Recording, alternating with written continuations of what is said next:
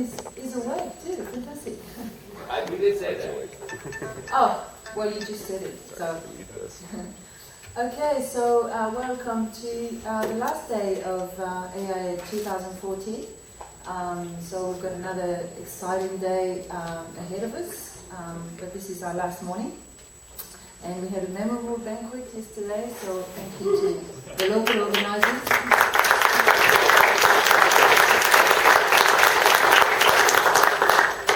Who went beyond the call of duty actually by taking a whole bunch of people to Beale Street afterwards and organising, like greasing the hand of one of the bus drivers to take us there. So, yes? Did we drink all the beer? I don't know. John, when you left, you didn't have a beer in your hand, so I guess yes. The answer is yes.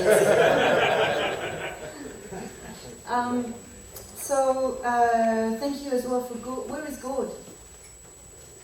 Ah, hello, Gord. Thank you for the memorable saga that you've said, and we have to have the electronic version of it so that people can make sure they didn't miss any of these long events that you described. That was very funny.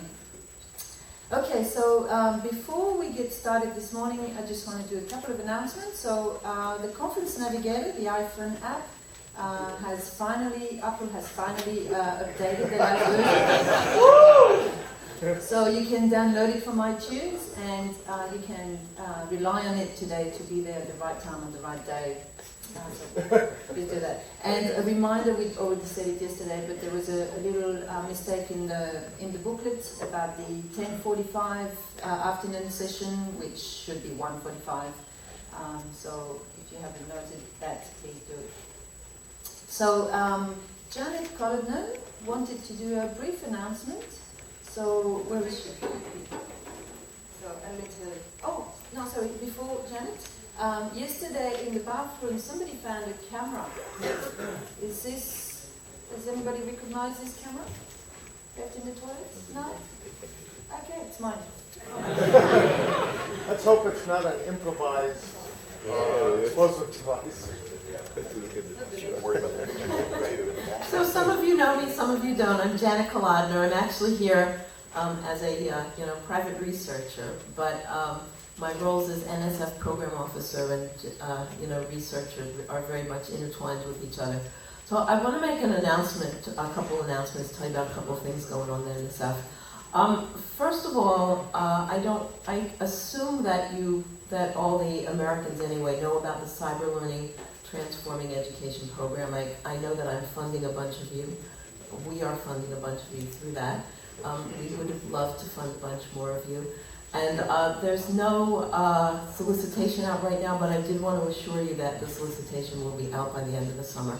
I don't know if the new solicitation will. I don't know if the dates will be exactly the same. I don't know if the categories will be exactly the same. But if you work towards the ones that are there in the last solicitation, you won't go wrong. So that's the first thing I wanted to say. Second thing is that the Cyber Learning Program at NSF, it's about envisioning the next generation of learning technologies. It's about learning practical lessons about how to design and use them. And it's about advancing the science of learning with technology. So it's about all of those things, and the proposals that the projects we award from the program have all three of those components in them.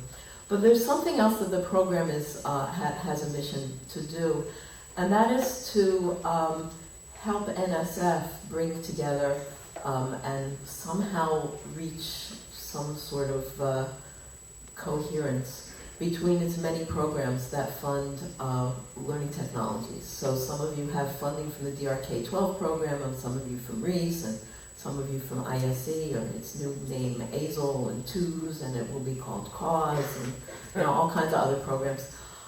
So one of the things that we've done in order to make that coherence happen is to fund a Cyber Learning Resource Center. It's called CIRCL, C-I-R-C-L. I don't remember what it stands for. Jeremy Rochelle at SRI is running it, along with some people at EDC.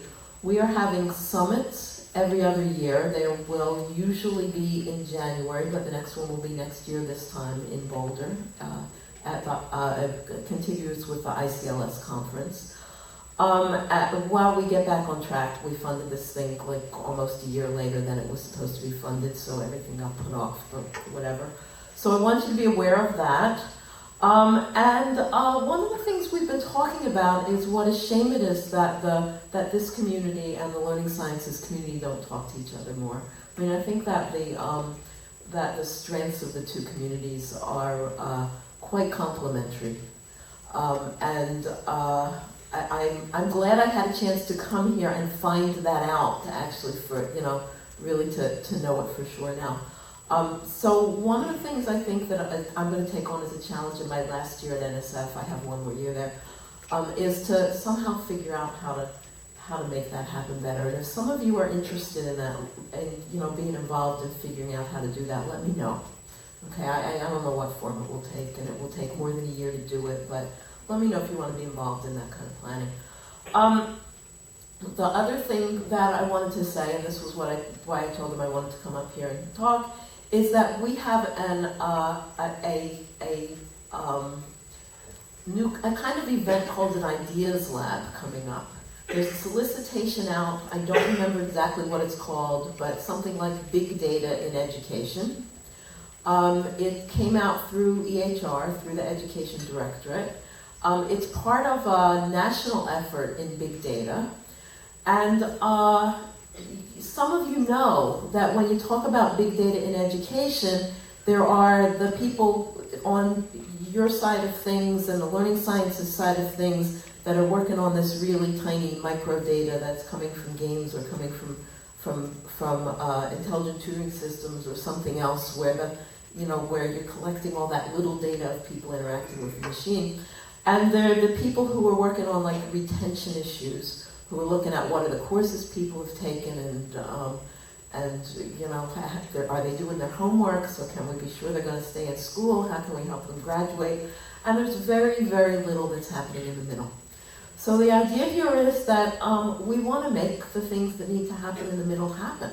Okay, all those things that can help people. I mean, some of you are talking about tracking your learning lifelong. I mean, that might fit into that. But this particular effort is primarily focused on school and on helping people make it through the formal system. Doesn't mean that what they're doing informally shouldn't be included in that. It has to be included in that. You have to be taken into account what people are doing and learning outside of school if you're going to make school work better. So we have the solicitation out. And there will be what's called an Ideas Lab in October 7th to 11th. Ideas Lab is a week-long convocation. I believe it will be in Atlanta, but I'm not entirely sure.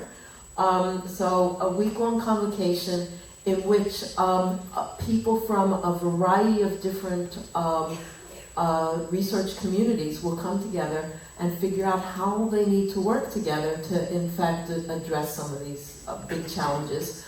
The really neat thing about the way the Ideas Lab is set up is that because it's a whole week long, the people who are there will actually be generating research projects while there.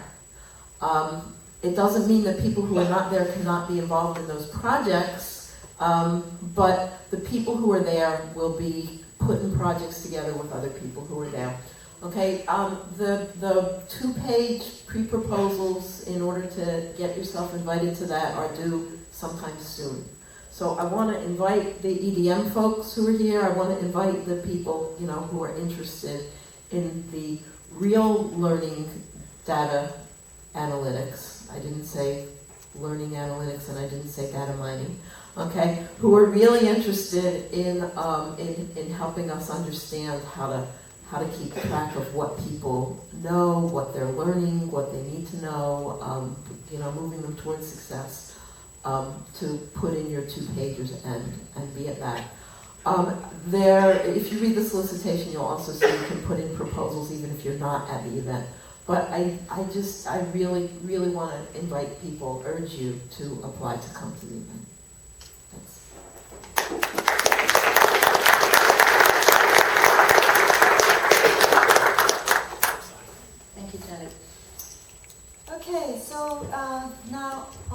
keynote speaker.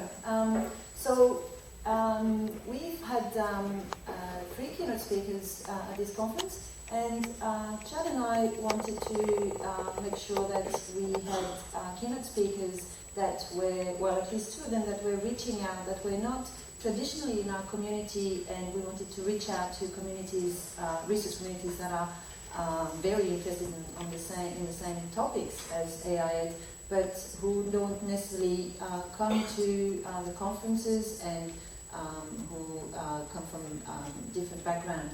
So we've had Maria Russo yesterday, and today Doug Clark who's coming more from a learning science background, and so I'm going to introduce him now. And so Doug is an associate professor at the Peabody College of Education and Human Development at Vanderbilt University.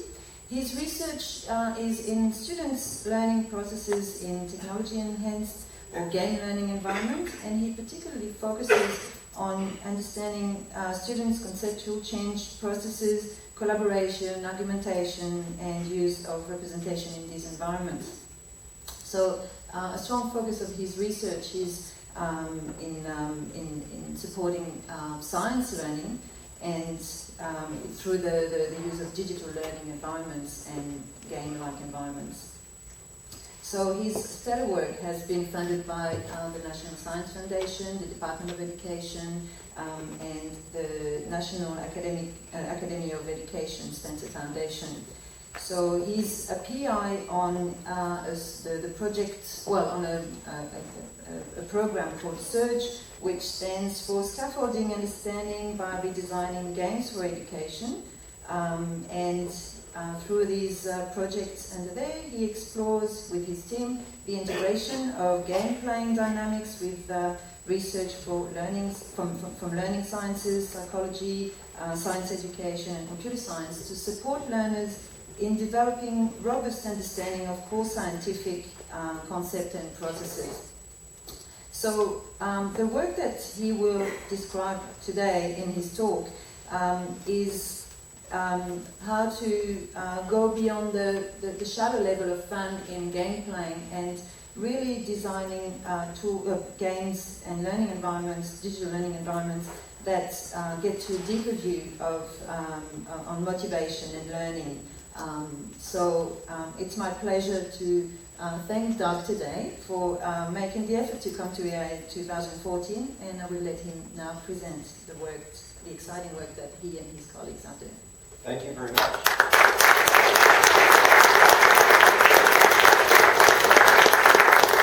So, I knew I wanted epic.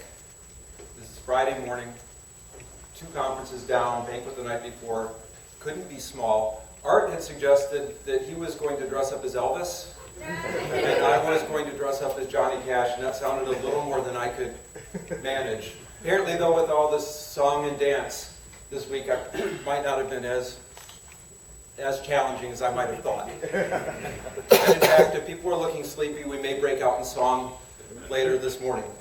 So I knew I wanted epic, so I started sort of classic epic, beyond good and evil, but it didn't sound very lively. And so I started thinking, well, is it epic in the sense of not evil? Or not ugly? And I kept thinking, it's like, well, we've made things that weren't pretty. But that wasn't what I was really looking for. What I realized what I cared about was moving beyond overly simplistic. Epic in the sense of not overly simplistic, complexity and precision in the kind of research we need to be doing to move games research forward. So I moved away from the black background briefly and decided, well, what are the overly simplistic things I want to try and address that I see a lot in research that we do and that I see in our field. And so I call it Beyond Good, Bad, and Fun. Because those are 3 very simplistic terms that we hear a lot. And Colleen had mentioned a little bit about the fun part, but I've also added good and bad, as long as we're dealing with simplistic. And before I go further, I really want to acknowledge, well, the whole SURGE team, and I'll show a slide later with the whole SURGE team, but in particular, Emily Tanner-Smith, Stephen Killingsworth, and Mario Martinez-Garza, whose work is heavily represented in this talk. And part one actually is about the good and the bad.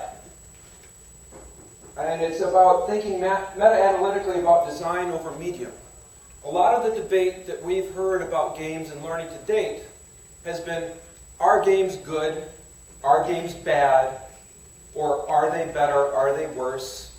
And to some degree, those are fine questions with which to begin, but you eventually need to move beyond those. And a lot of it's even been evangelical. So we undertook, with funding from the Gates Foundation, a meta-analysis of the research on games for learning to really try and add another stone on which to step so that we can move beyond with this good versus bad. So that's where I'm going to start, and later on we're going to move on to the beyond fun issue. So there have been three meta-analyses, really, that have focused on games to date, but they've been in some ways tangential. Vogel and Vogel et al. Focused on games and simulations, obviously blending two very large areas, and they've looked at very few studies, relatively speaking, on the order of 20 to 30-ish. Sitzman then in 2011 published something on what he called simulation games, but he was really focusing on training adults for the workforce. And specifically said, I don't want to talk, he wanted to distinguish from talking about games for learning for children. And then most recently, but we didn't know about this one when we were getting started, it just came out this spring, Wouters et al. At Utrecht published a meta-analysis on serious games in Educational Psychologist, I guess, or no, review, but I can't remember the exact journal. But and that was the closest to what we're doing. But in theirs, just like the first two, they focused on what Rich Mayer calls media comparison studies, which is where the field's been. A lot of people have wanted that. Media comparison is this medium better than that medium? And in our field, Sigmund Tobias and others have been calling for, well, we want these studies. So I'm not saying that these studies are bad, it's just the first step. It's the good versus bad. And so Wouters et al. Said, well, we also need to move to what Rich Mayer is calling value-added studies. Like, what is the role of design within a medium? Basically, value-added is we have a base version of, in our case, a game, and then we enhance it in some way, hopefully from a theoretical perspective. Is that going to make a difference, and what kind of difference? What things matter? So, and luckily for us, since we didn't know that Wouters was going to call for this, we already thought this was important, so this is something that we did. In terms of the contributions, we survey a broader scope of the literature. We apply newly developed statistical techniques. We have some experts at Vanderbilt in meta-analysis. And we verify and extend the three prior meta-analyses in terms of media comparison. And we also move beyond media comparison to value-added studies. And then we also are conducting a systematic analysis of research quality issues within it. We ended up identifying over 62,000 articles across multiple databases, across multiple fields. The peer-reviewed journals, experimental or quasi-experimental design. We didn't want to miss anything, so we were looking for just game or games in the abstract or title at the first level, and then we screened from there. We covered multiple fields because games research happens across multiple fields. But though we started with a very large number of articles, ultimately only 86 reports or articles met all the criteria, of which that was based on 79 data samples or studies. So, but again, that's roughly twice as many that identified the others, so it was a step forward. We based it on the Interseas report on 21st Century Skills by Pellegrino and colleagues. And that broke down learning into three large categories: cognitive, interpersonal. But turns out most everything was in the cognitive, and almost nothing was in the interpersonal. But again, it may be a function of the kinds of methods that we were screening for. Pre-post tests of interpersonal skills we don't really have good measures for it, so it's not surprising that we don't have many studies, and that's a theme we'll come back to later. Well spread across location. This is an international conference. The studies were spread across continents and across outcome disciplines. So it wasn't just science education. A lot of different areas of learning were focused. Now, before I go forward, I wanted to explain something about meta-analyses in determining, for a lot of us, it's just is p less than 0.05. And for meta-analyses, it's like there's a different way of determining significance for reading it. Essentially, you report a confidence interval, and just so long as 0 is not within the bounds of the confidence interval, that result is considered significant. So when you're reading a table, so that would be significant. This would not be, no matter what the effect size is. That's just worthwhile. It's going to show you tables. And first, the forest, and I'm not even going to talk a lot about the forest, other than to say that but at the forest level, we saw very similar patterns in terms of cognitive and intrapersonal outcomes. And so, going forward, I'm just going to talk about all learning outcomes rolled together because most everything was cognitive to begin with. And across all of it, and this is something that this group wouldn't be shocked by, but is worthwhile for politicians, there was no evidence of significant adverse outcomes. Yes! So, again, the reason Gates funded this is they really wanted to have a benchmark against which to move some of their efforts forward. And it sounded like an interesting opportunity to me, to move beyond the rhetoric of good, bad.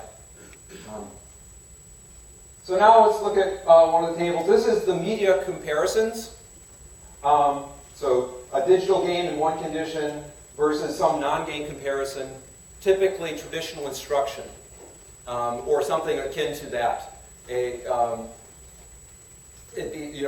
are a set of problems on paper, answer it, and here are some answers.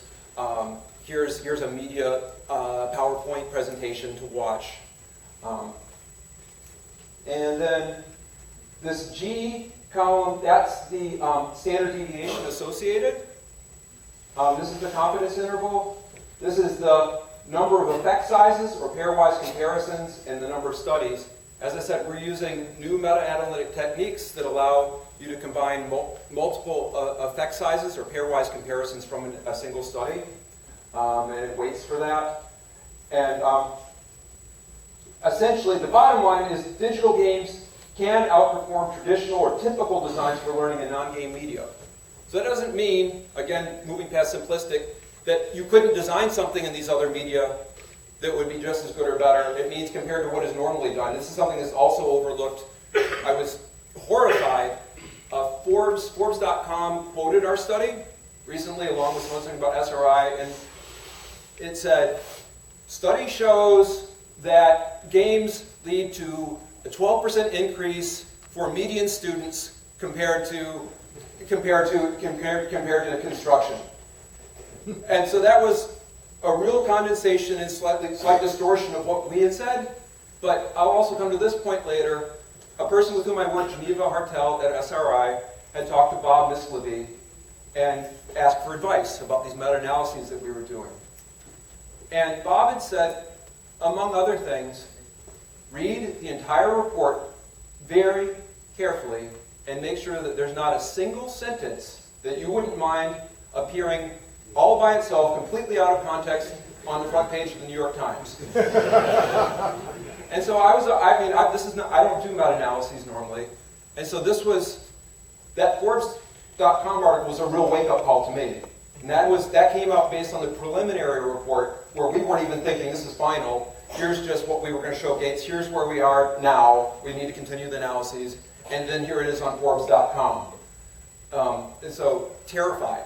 So, anyway, what we do see across all of this is that games overall, there's about a third of a standard deviation over standard traditional instruction. In ours, it doesn't seem to matter whether it's blended with normal instruction or not. So, for instance, is it just the game versus some comparison condition, or is it a game plus additional instruction versus either another comparison condition with that additional instruction or just lots of extra additional instruction. This is different from what Wooters found, and we're looking at it, but it's more similar to what Sitzman found. Game type, and I'm going to come back to this, we had originally dreamed of looking at all these very specific things. Does extra scaffolding work? Do social supports make a difference? And that gets really irresponsible and dangerous, it turns out, because it's an apples and apples kind of thing. I'm going to talk more about that too. But at the most basic level, we looked at games that were just about adding points and badges versus more advanced designs. And we saw pretty similar effects across them. And then another area we tried to look at is the variety of game actions that a player engaged in. Like type. Like in Tetris, you do a couple things over and over again. In other games, you do a lot of different kinds of things. And here's an effect that I want to come back to and talk and look at. The one place we saw less difference were in these large variety of action games. And I'm going to just, as a foreshadowing, I think that actually has more to do with assessment alignment than it has to do with the games themselves. And so this is a good takeaway message that I'm going to come back to. Similarly, with discipline. Some studies have come out saying, well, it doesn't look like it works for math, but not for science. And so if you think about why in the world that might be, or literacy, it's all these different things. Again, it comes down to the kinds of assessment that are being done and the kinds of things that are being measured. And so again, we've backed way off of that, and we're going to talk more about that later. So what we showed with the first one, what's useful, is we laid that stone in the foundation saying, yes, indeed, it appears that games can, as a medium, can support learning that at least is as good at, if not better than, normal instruction in these other media. And that seems simple, but it's what the field needs, so we did that. What's interesting that we've not done yet, which again is going to just stand to reason to all of us, because we're all tinkerers and designers, and we care about design, is that design matters. And we need that piece of information to move the debate forward. But here in these value-added comparisons, we see that compared to base games, there's again about a third of a standard deviation based on design. And there's not a person here who doesn't think that's true, but that's a number that policymakers need to see, and we need to move. Even at the NRC's report on games and simulations, it's are they good, are they bad? And this really actually follows another earlier NRC report on labs in science. It's called America's Lab Report, 2005 National Research Council, which said, are labs good to have in schools? And it's like, well, it's actually a function of design. And you wouldn't think it would take a whole NRC report to prove that, but it did. And so here's for games, and it's actually a meta-analysis to do it. So what's more important to think about, these value-added comparisons provide empirical proof that the real questions for future research focus on design. So we can move on to design now and stop doing these comparing to traditional instruction, instead compare. And the simple point's been missing. And so which research and game features moderate outcomes is something we really wanted to look at in this meta-analysis, but it turns out it's challenging. I've talked about this. To move along, I also thought I was going to have an hour and 15 minutes, not 15 minutes, so I'm going to skip some slides. We looked across a lot of different study quality moderators, and at the simple level of good versus bad, they don't affect the outcomes particularly.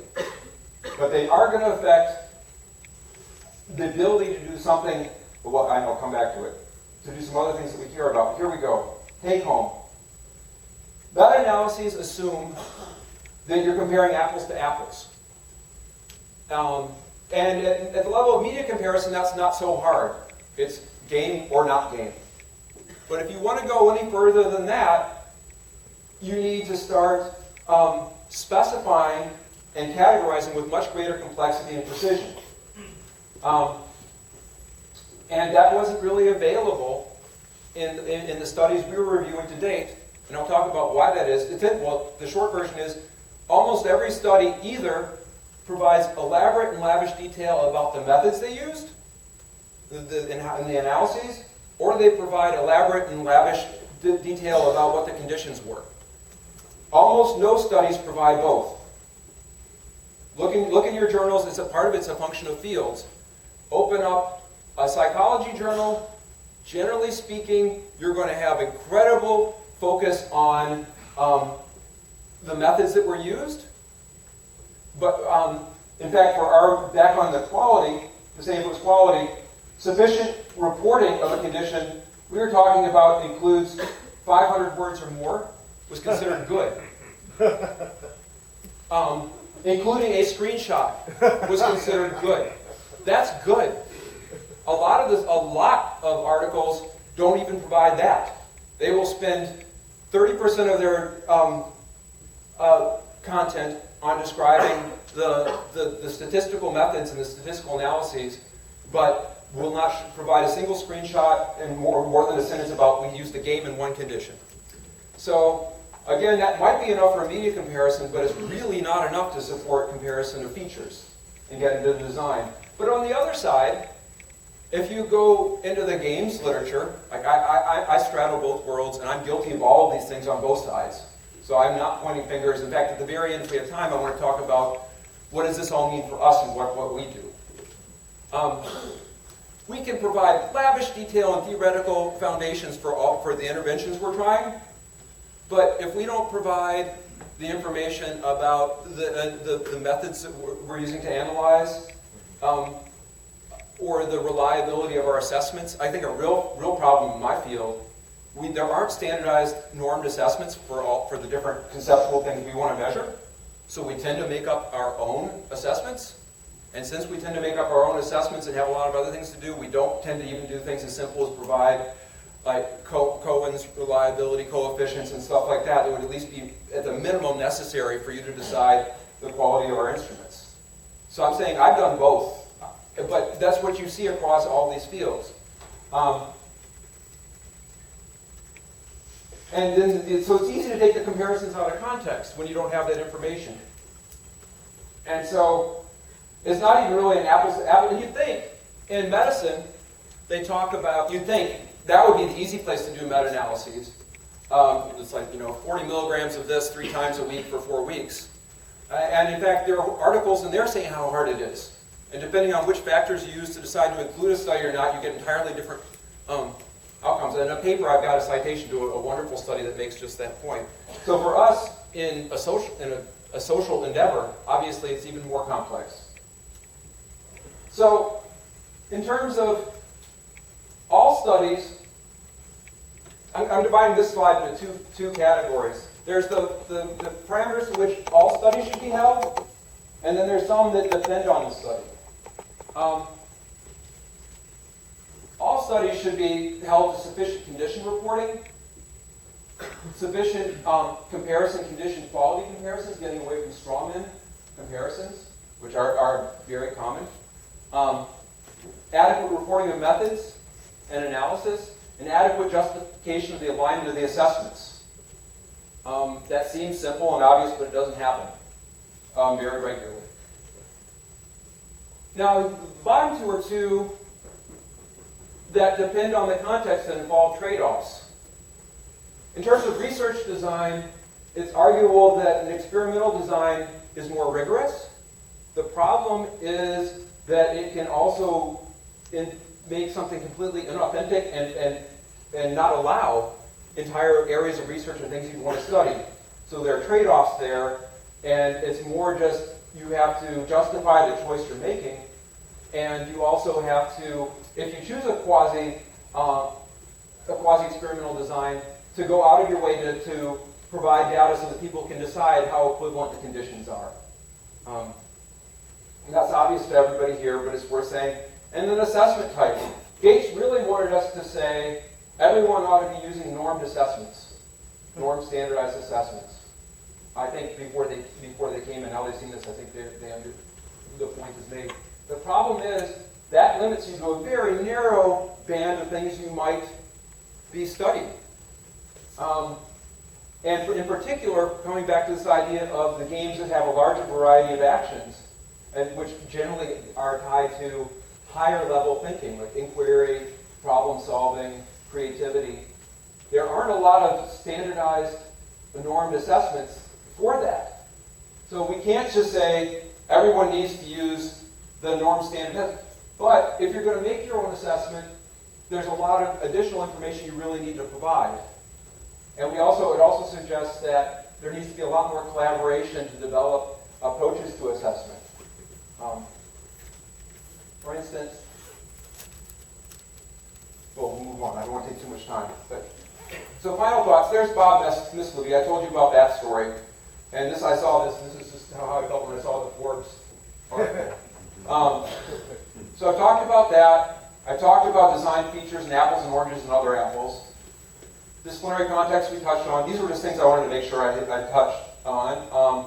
Assessment alignment. This is the tricky one, worth talking about. Sometimes there's really over-alignment, and then people can say, well, the assessment isn't really any different than the task you're having them do, and that might or might not be bad, but it's certainly not worse than under-alignment, or just measuring what you want entirely. I joke with my students, if you want something really reliable, you could have the students go out, in terms of like science understanding, out to the basketball net, stand at the free throw line, and shoot 10 baskets. And we will be able to measure with great reliability how many baskets they are able to shoot. We won't know a whole lot about what they actually know about science, but we can tertiarily argue, well, it's something about physics. So again, with the assessments we're building, we really need to be more, and the wonderful thing here, we have a lot of really sophisticated assessment people. In fact, Val is a pioneer. Jan Scobert just started a company, actually, to do formative assessments. So we have the people here, and we need to think about how are we going to measure the things we care about. And it's not just for this problem, but right now with the Common Core and Next Generation Science Standards, although they're calling for 21st century kinds of skills and scientific practices, until we can measure them and assess them, nothing is going to change. And so if we can develop these assessments in this group more than any other group could probably do it, it can also change what's happening in the field. So it's important. And then last, range of methodologies. This is a meta-analysis, so it's focusing on experimental and quasi-experimental methods. I do a lot of other kind of work too, and I'm certainly not saying that those are the only two methods that are worth pursuing. There are other quantitative methods, modeling methods, HLM, SEM.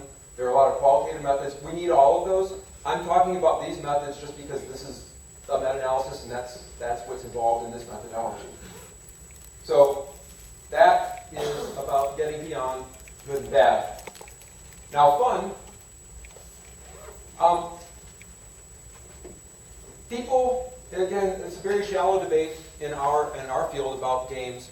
Why should we use games? Why are games good?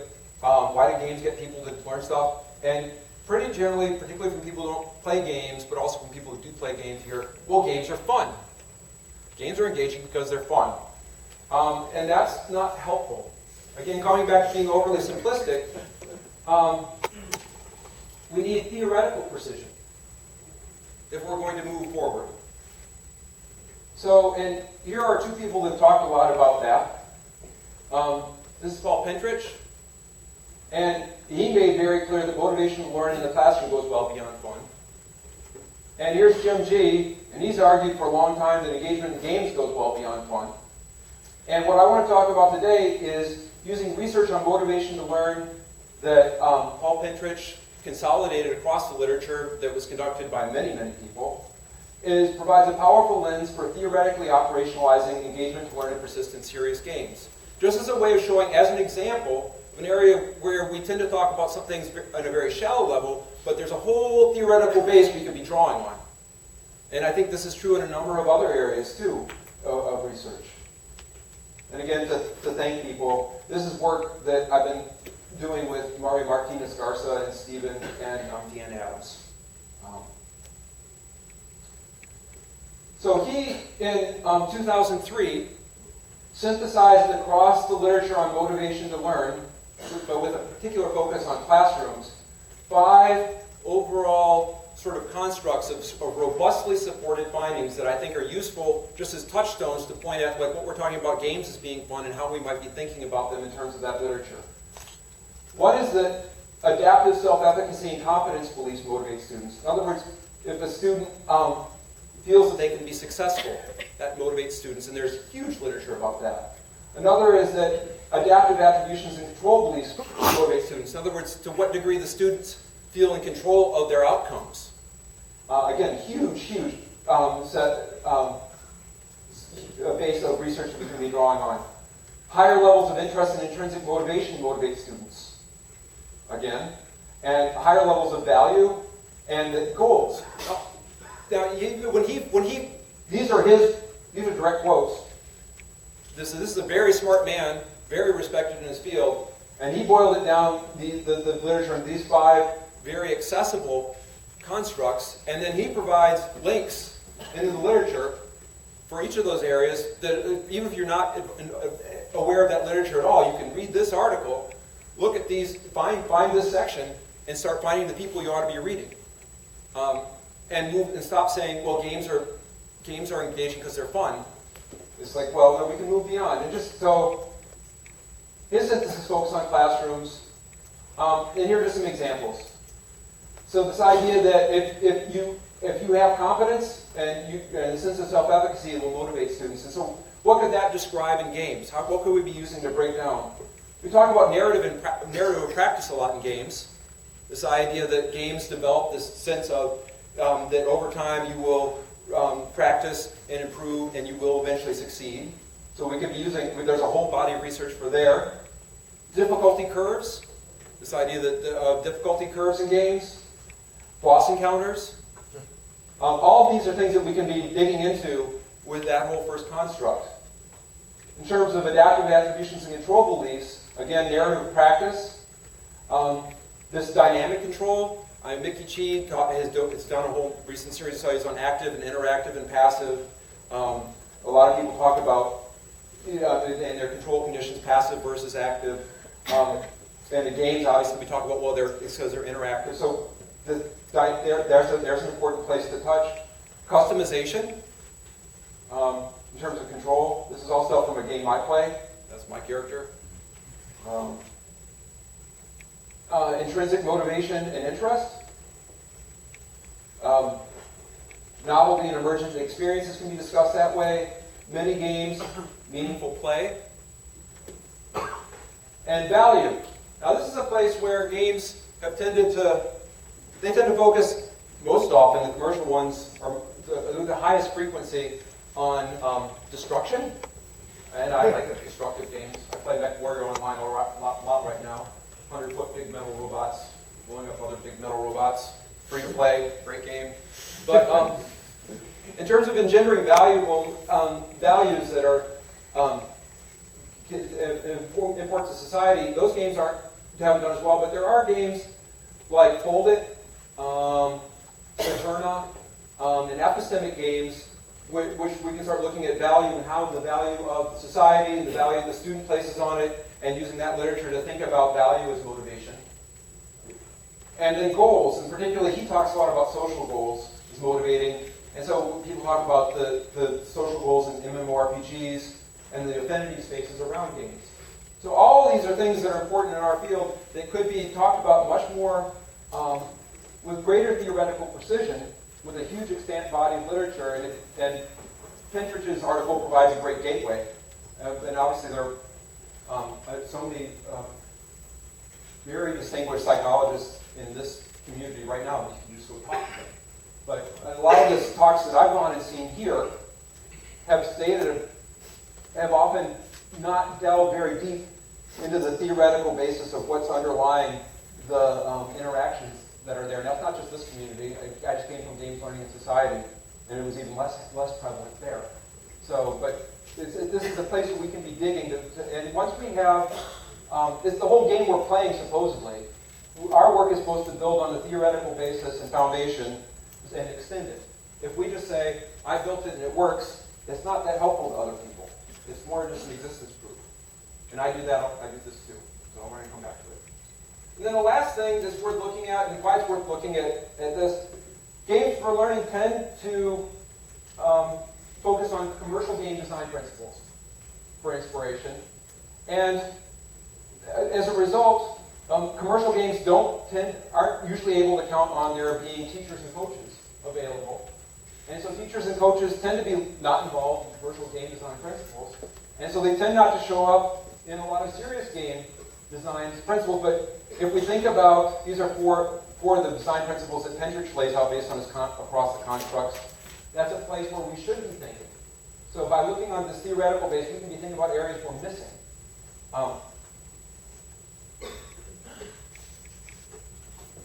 So take home is just research on games for learning can't move forward without strong theoretical foundations.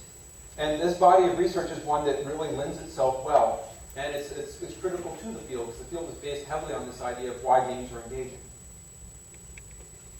Now, implications for our group. As I said, this is all this is. Do we need to break into song? Mission all time. Just kidding. Maybe. Here's the slide from the workshop on Tuesday. This is the Surge team.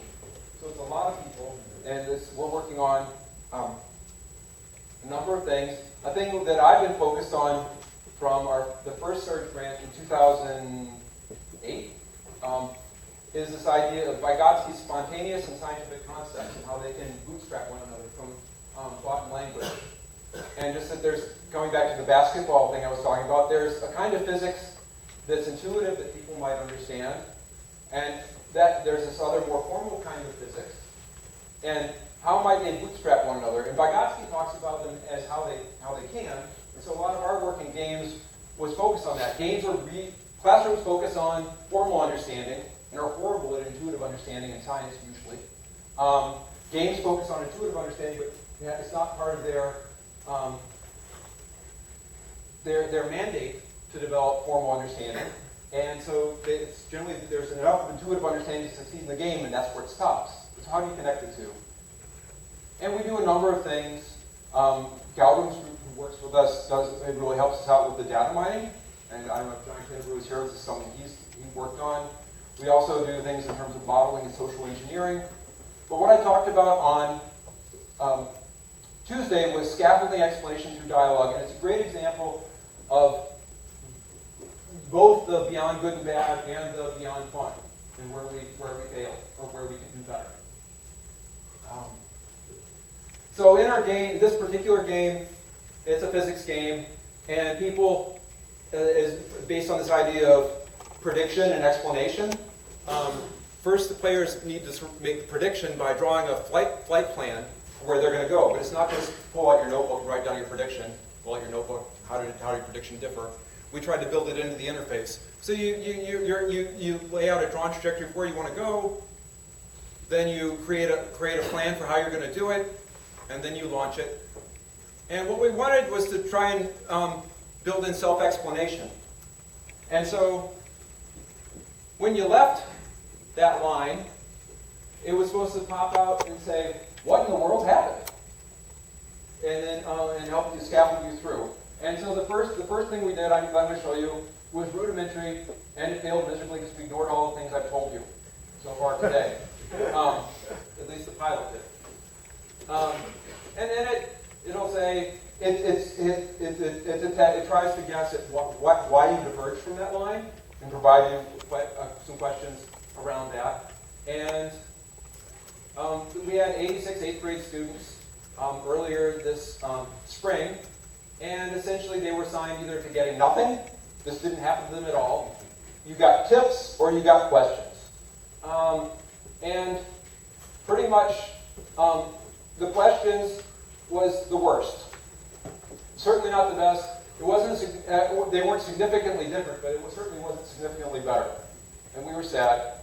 And what we really saw, we didn't need to run the numbers to see this, the approach was far too intrusive. The feedback and explanations were too loosely fitted to the situation.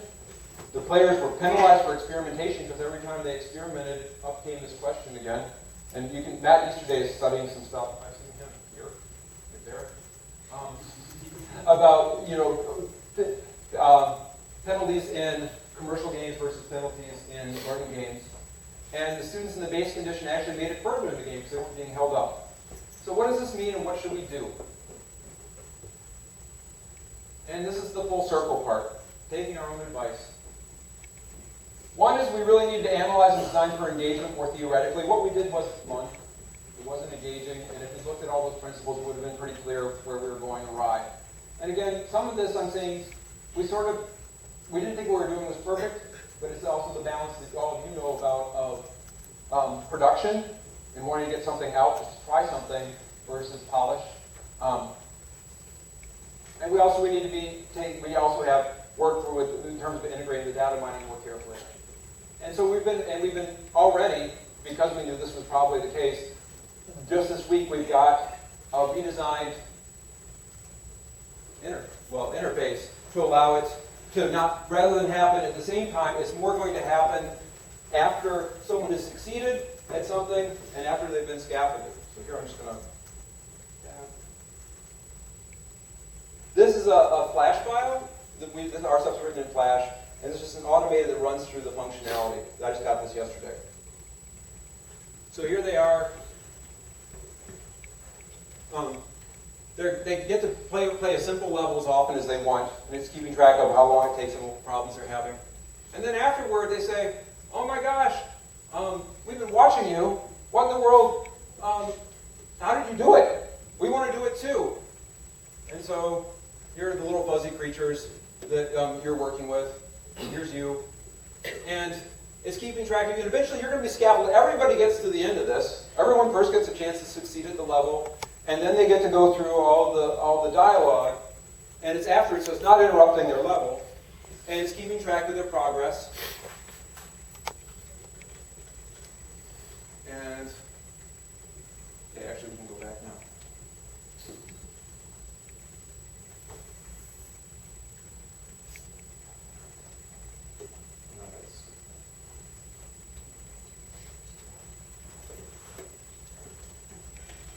And then their progress is reflected. There's someone who's about,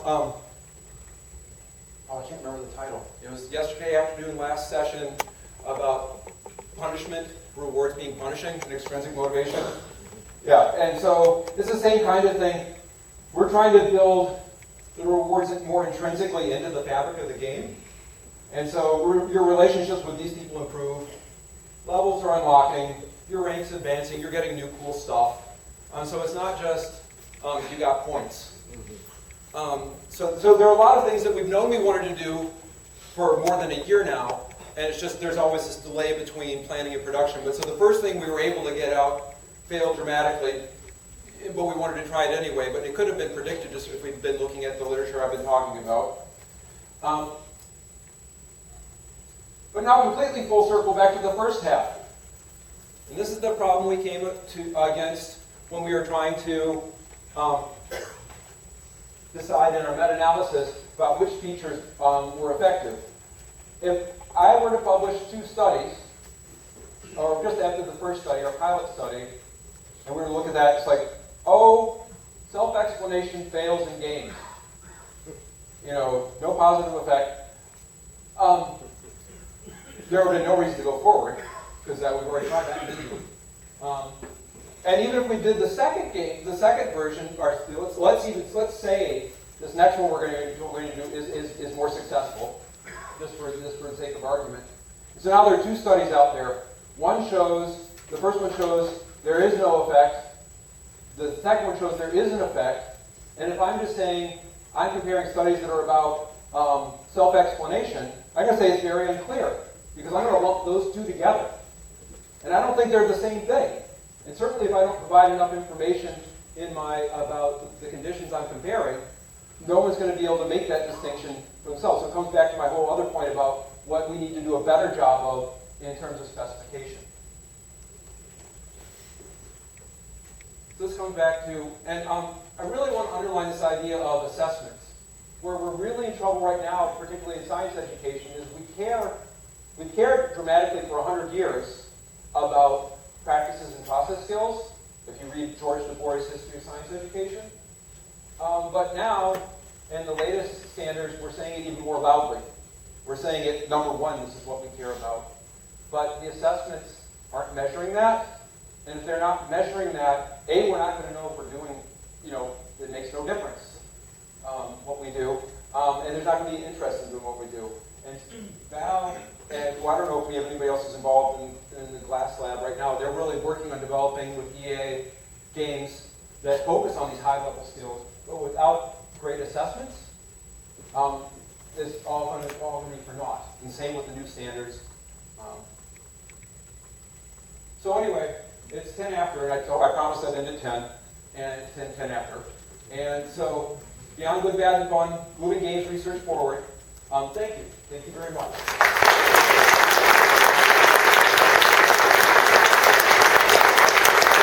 Now we can have a good song. So now we can have a dancing performance. Yeah. Interpretive dances. The singing performance. Yeah. Well, we have the band right here. I think we've got a couple more minutes for them to come on out. Okay, so the microphone won't work while you have that. I can turn this off. Well, I don't know whether... Then they can use that. Or people can just ask their... Yeah. Right? That won't work while I have this. Works Yeah, now. that works. Okay. Because I just turned this one off. So, okay, so we've got time for a few questions.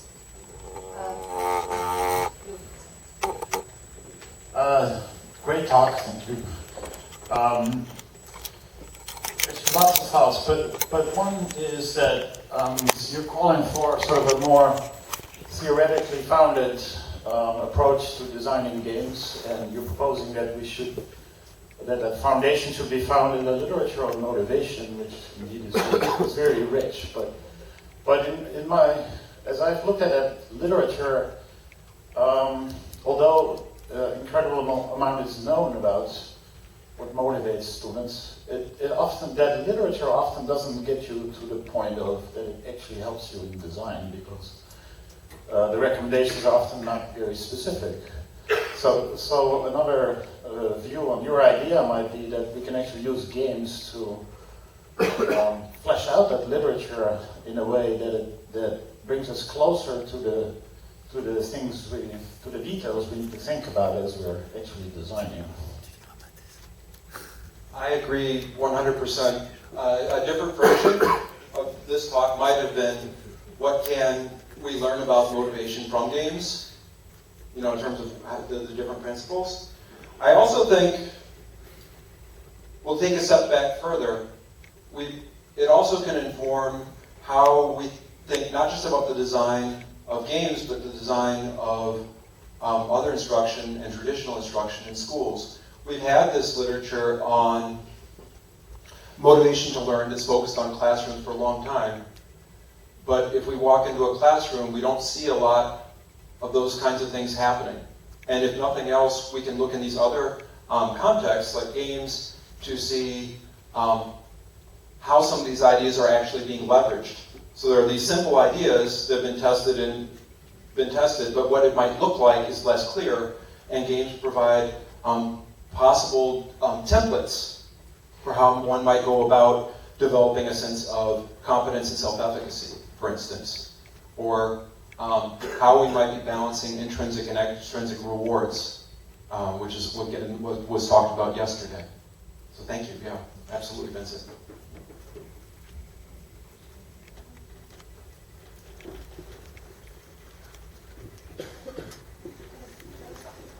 Okay, people who want to ask questions, go and sit in the same corner there. So, I have a follow-up question to that. I would like you to give us 3 very short examples, right, of some things that you've designed and how you used some of that literature in order to do it. So get real concrete for us.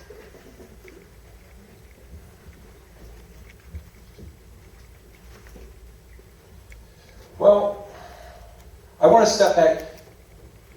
That particular body of literature was just one exemplar of a body of literature on which we might draw.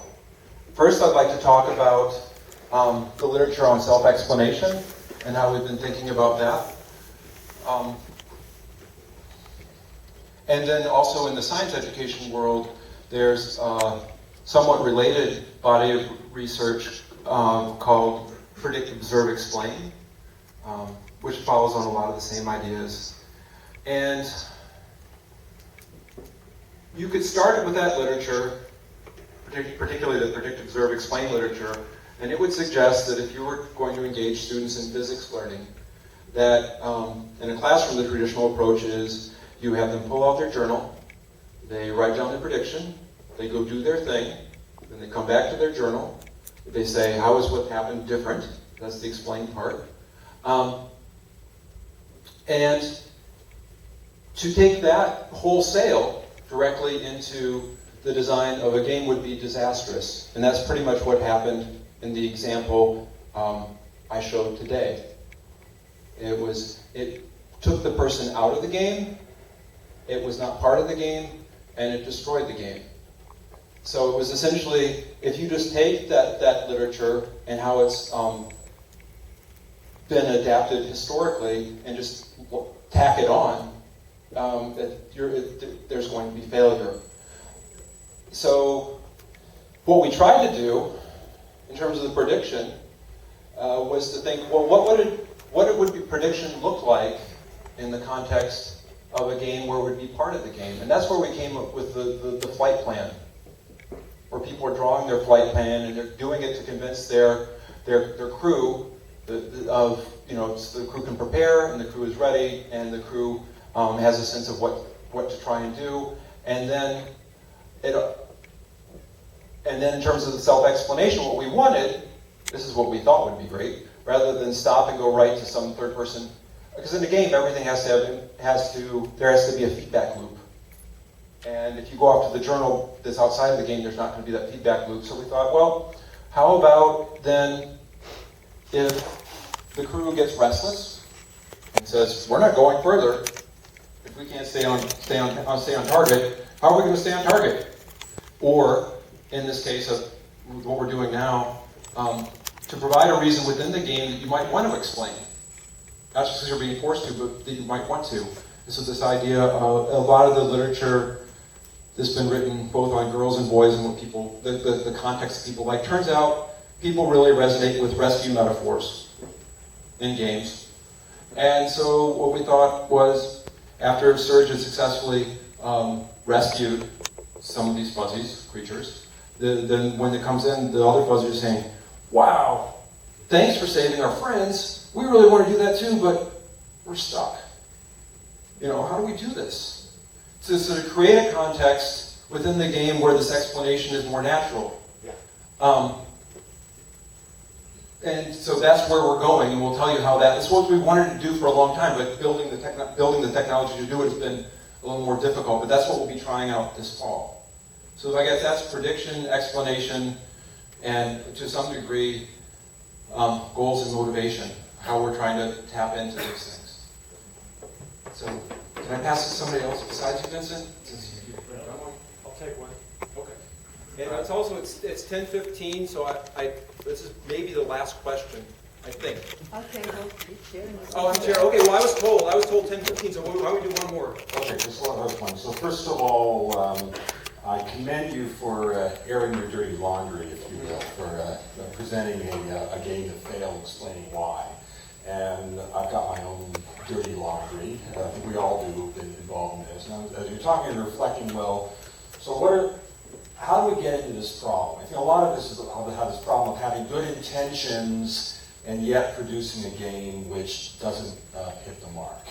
And I think this just follows up on what Vincent was saying, is often we're guided by the literature at sort of broad concepts that aren't really specific enough to provide good design guidance. Yeah. And a couple of examples being a matter of extrinsic motivators such as badges. We know they can be good, can be bad. Well, what are the good ones? How to define them? Another one is narrative. Generally narrative arc is good, but some narrative arcs can actually promote learning, and some can actually sort of not give you enough opportunity to perform time on task because you can't replay. So I guess what I'm proposing, and if you agree, is really as a community we need to come up with a better, more precise set of terms for the design concepts we're appealing, which are grounded, which we can relate back to the motivational literature, but have a clearer definition so that we can then actually compare and contrast and understand how to make progress.